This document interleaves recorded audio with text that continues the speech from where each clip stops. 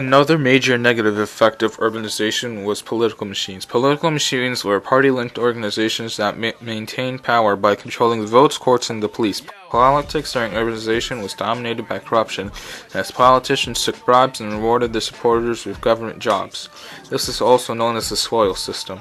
Immigrants had almost little to no experience with urban living or democratic government, and most are accustomed to corruption in the government.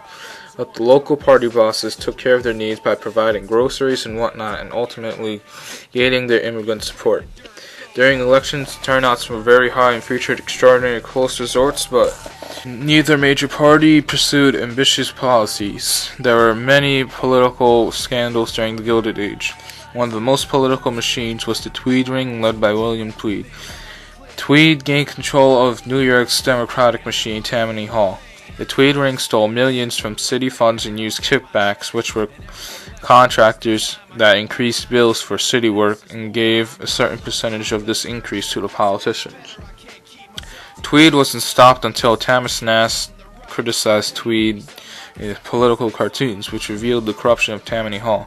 As a result of his cartoons, Tweed is convicted and thrown in jail. After many other political scandals, the federal government began to finally see the benefits of reforming corruption in the government. Much of these reforms were done by President Hayes, Garfield, Arthur, Cleveland, and Harrison. President Hayes' attempts of cleaning up corruption in the government consisted of curbing the practice of patronage, the assumed right of elected officials to control political appointments to unelected positions, forbidding the practice of shaking down federal workers, which was the act of forcing them to make political campaign contributions, and he refused to sign bills if the Congress attached riders, which were unnecessary amendments.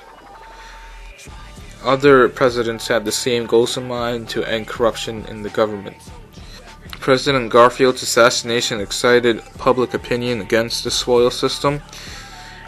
President Arthur supported the Pendleton Act, which allowed the president to decree which federal jobs would be filled according to rules laid down by a civil service commission, and ultimately shifting the federal government away from the spoils system. And much more was done by presidents down the line to squash corruption in government. The Gilded Age during the era of urbanization featured many philosophies.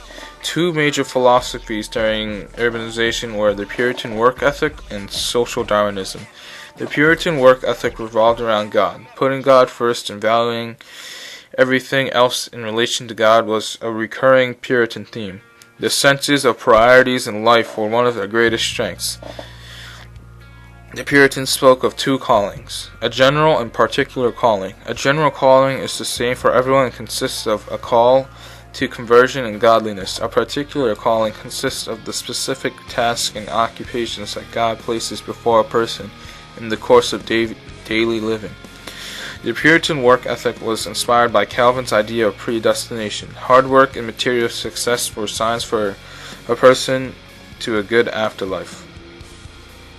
In addition to the Puritan work ethic, social Darwinism was a big philosophy. Social Darwinism was an application of Darwin's theory of survival of the fittest to business and society. It influenced the state of business and society during the Gilded Age. The concentration of wealth in the hands of most fit was a benefit to the future of the human race. Some people argued that helping the poor was misguided as it interfered with laws of the nature and weakened the evolution of the species by preserving the unfit. While some were not in favor of this philosophy, aspects of it were found in business and society during the Gilded Age. Another philosophy which was more popular with the people was the gospel of wealth. Reverend Conwell, in his Ace of Diamonds lecture, preached that everyone had a duty to become rich and use their wealth to benefit society. Many people were in favor of this philosophy and found it more convincing than Darwin in justifying the wealth of the successful industrialist. Urbanization during the Gilded Age featured various aspects that influenced society. Urbanization gave people opportunities and new liberties they have never experienced before.